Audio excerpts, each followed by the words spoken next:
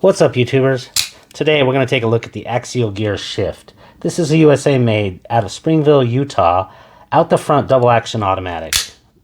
Double action basically meaning that it has a spring to retract it versus a single action. You actually have to kind of pull it and separate it. This comes in many colors and as well as two types of nice steel. This particular one is in S35 VN steel, plenty good for me. There's a 20 CV for a bit of a price bump.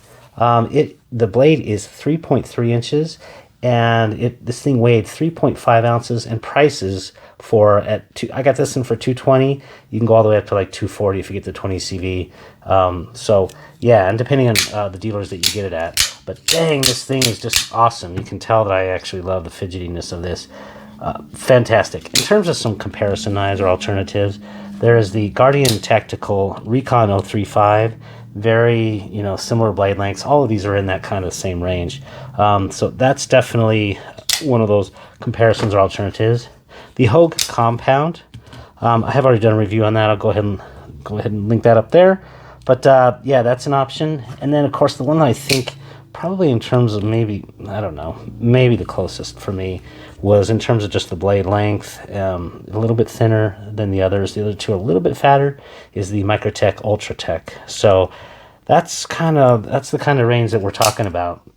The Tactical Recon is $280. The Compound here is $310, and then an Ultratech is about $310 to a little bit more. So you're talking about something. This one being at $220 to $240. This one is really an amazing value, and I'll just get that out of the way up front. If you're just looking for, should I get this? And is the action great? Yes, it is. So let's jump right into the pros of this knife. It is the price we already talked about. It's fantastic. It's discounted by 20 to 30% over competitors for made in the USA.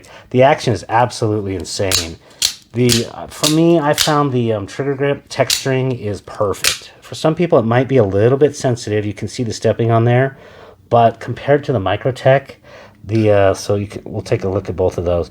The Microtech is much more aggressive. I prefer the Microtech when I'm wearing gloves, but when I don't wear gloves, I actually do prefer this one. Speaking of, we'll go ahead and show that in gloves, and it's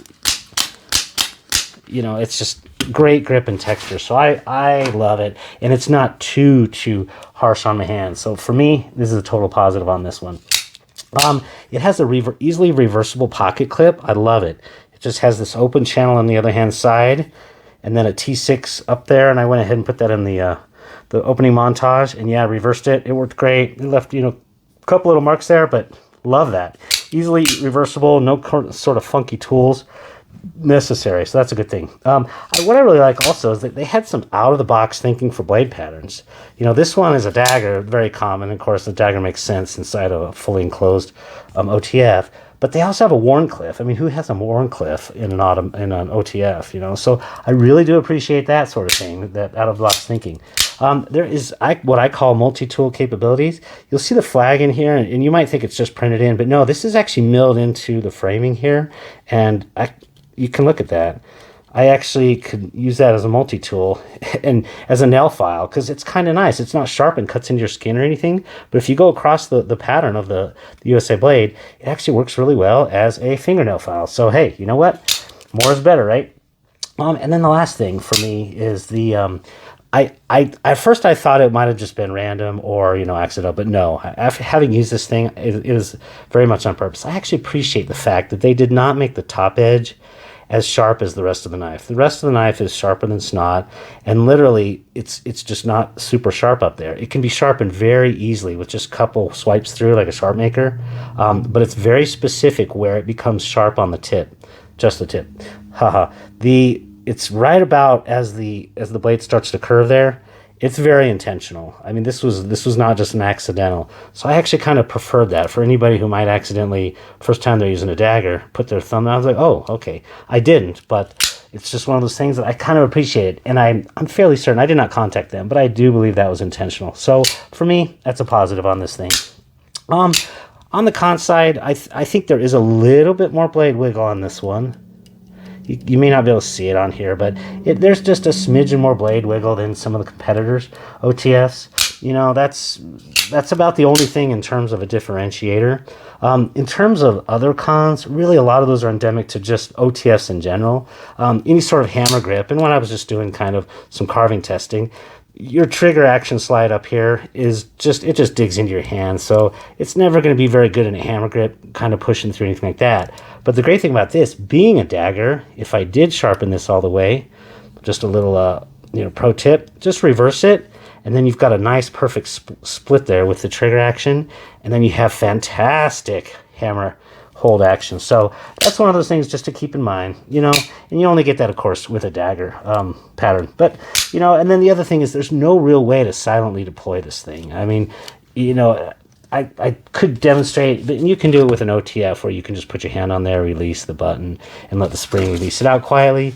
And there's no real way, but I did want to demonstrate also, just because one of the first things I always check on a double action is just to make sure that the safety release does work. This one works just fine. It might be a little bit more aggressive than some of the other competitors, but nothing severe. Don't ever attempt that with your hand, of course, but I guess if you had to somewhere, just as silently as possible, we could try that real quick. Just release it, and then that would be kind of silent. But on the whole, you can't really silently deploy these without doing something silly like that. You know, so overall though, what would I say about this knife? Oh my gosh, what a great value.